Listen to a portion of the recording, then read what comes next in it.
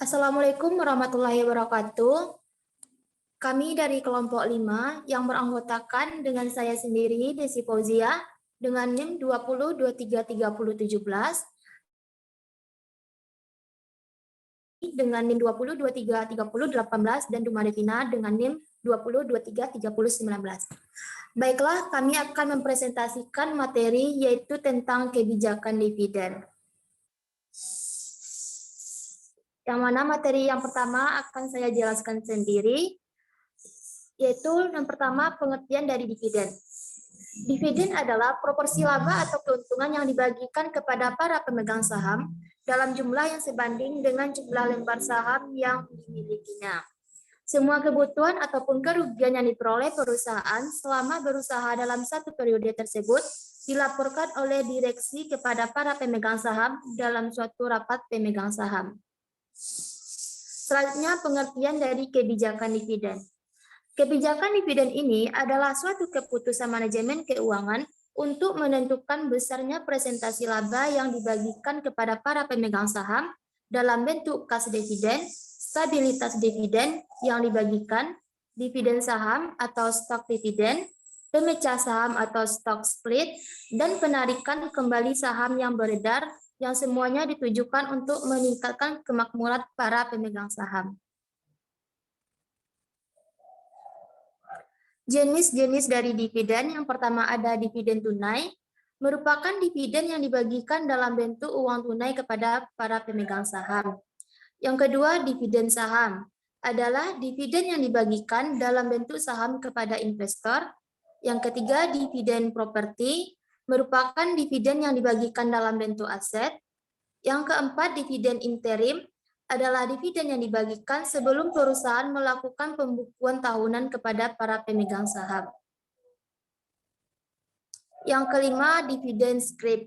Disebut dividen utang karena diterbitkan dalam bentuk surat utang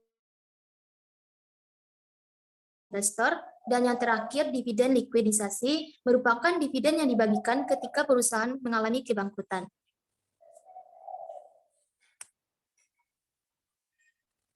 Selanjutnya, bentuk-bentuk kebijakan dividen. Ada yang pertama, dividen yang stabil, di mana jumlah pembayaran dividen itu sama besarnya dari tahun ke tahun dan bertujuan untuk memelihara kesan yang investor terhadap perusahaan.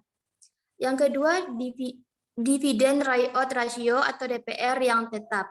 Dalam hal ini, jumlah dividen akan berubah-ubah sesuai dengan jumlah laba bersih. Tetapi rasio antara dividen dan laba ditahan adalah tetap.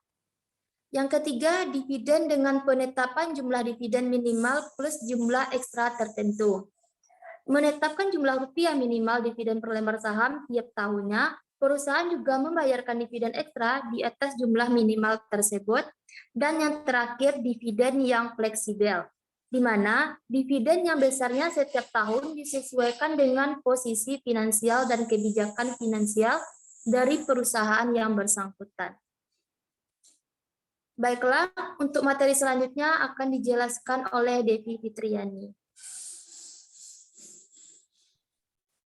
Baik, pembayaran dividen prosedur. Yang pertama adalah tanggal pengumuman. Tanggal pengumuman resmi pembagian dividen oleh emiten. Yang kedua, tanggal cum dividen, yaitu batas tanggal aktivitas jual beli saham yang masuk perhitungan untuk mendapatkan dividen. Yang ketiga, tanggal ex dividen, yakni tanggal yang sudah tidak termasuk hal perhitungan pembagian dividen. Yang keempat, tanggal pencatatan pemegang saham, yakni tanggal pencatatan pemegang investasi saham yang berhak atas pembagian dividen. Yang kelima, payment date, yaitu tanggal pembayaran dividen oleh emiten kepada investor saham tercatat. Selanjutnya, kebijakan dividen teori. Teori ketidakrelevanan dividen yang dinyatakan oleh Modigliani dan Miller pada tahun 1961.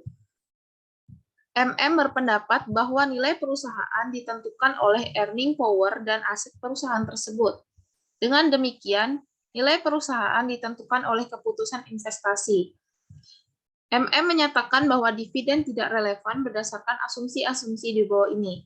Yang pertama, pasar modal sempurna dan semu investor rasional. Yang kedua, tidak ada biaya emisi saham baru. Yang ketiga, tidak ada pajak. Yang keempat, kebijakan investasi tidak berubah.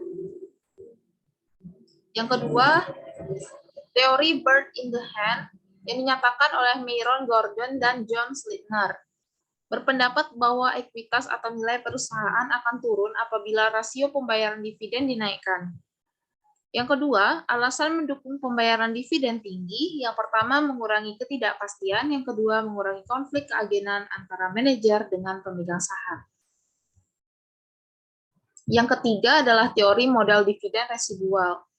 Sebuah model untuk penentuan dividen, dasar pemikirannya adalah bahwa dividen merupakan sisa atau residu dari laba bersih setelah dikurangi laba ditahan. Dividen merupakan sisa dari kebutuhan dana untuk investasi yang menguntungkan.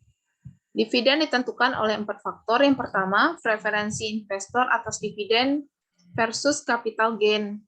Yang kedua, kesempatan investasi yang dimiliki. Yang ketiga, target capital struktur. Yang keempat, ketersediaan dan biaya modal dari sumber eksternal. Teori modal dividen residual, yakni dividen sama dengan laba bersih dikurang dengan laba ditahan yang diperlukan untuk mendanai investasi, sama dengan laba bersih dikurang dengan target rasio hutang dan total anggaran modal. Contohnya, misalkan PTA tahun depan memperkirakan memperoleh laba bersih sebesar 500 juta rupiah. Kebutuhan dana untuk investasi diperkirakan sebesar 600 juta rupiah. Diketahui bahwa debt ratio yaitu 0,25%.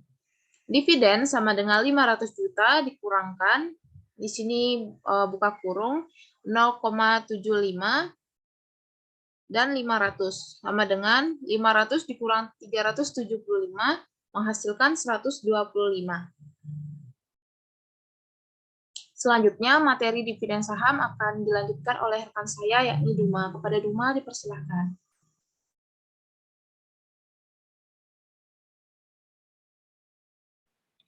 Baik, saya akan menjelaskan dividen saham.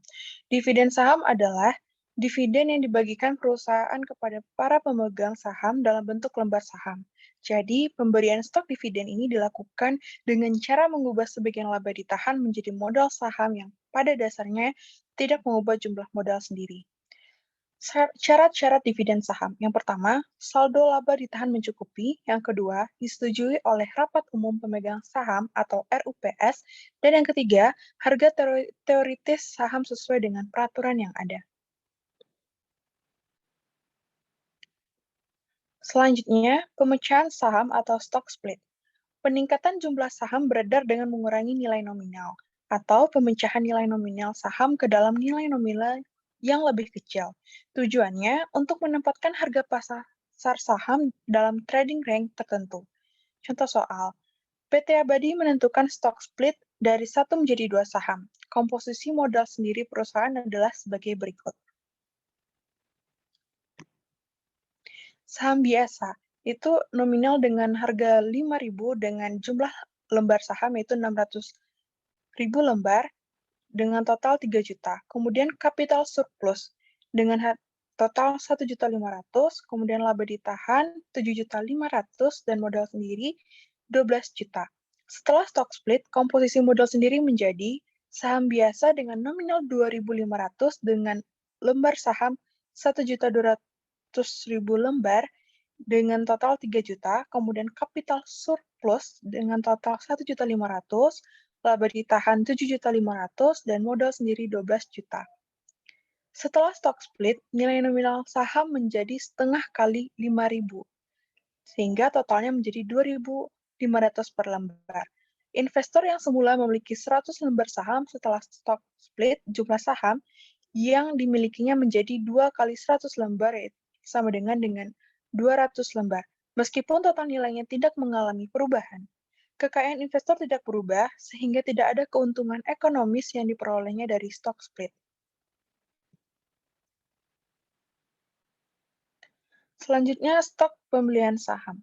Dengan dibelinya kembali sebagian saham, maka jumlah saham yang beredar akan berkurang. Bila diasumsikan pembelian kembali, saham ini tidak memberi pengaruh negatif terhadap keuntungan perusahaan, maka EPS akan meningkat, yang akan meningkatkan harga pasar saham.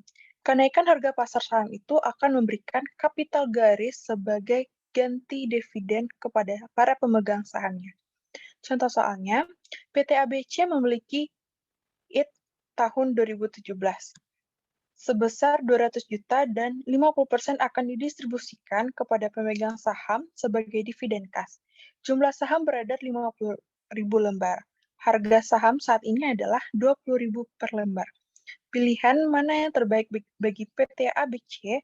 Yang pertama, membagikan dividen. Yang kedua, membeli kembali 4.546 lembar saham perusahaan lewat tender dengan harga 22.000 per lembar.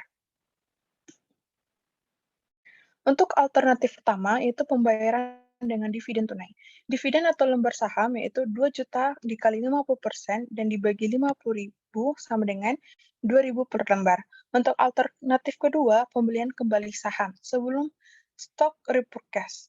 Jumlah saham beredar 50.000 lembar, IPS 200 juta dibagi 50 lembar sama dengan 4.000 per lembar, harga saham 20.000 per lembar, PER harga saham dibagi IPS sama dengan 20.000 dibagi 4.000 sama dengan 5 kali, PR dianggap konstan.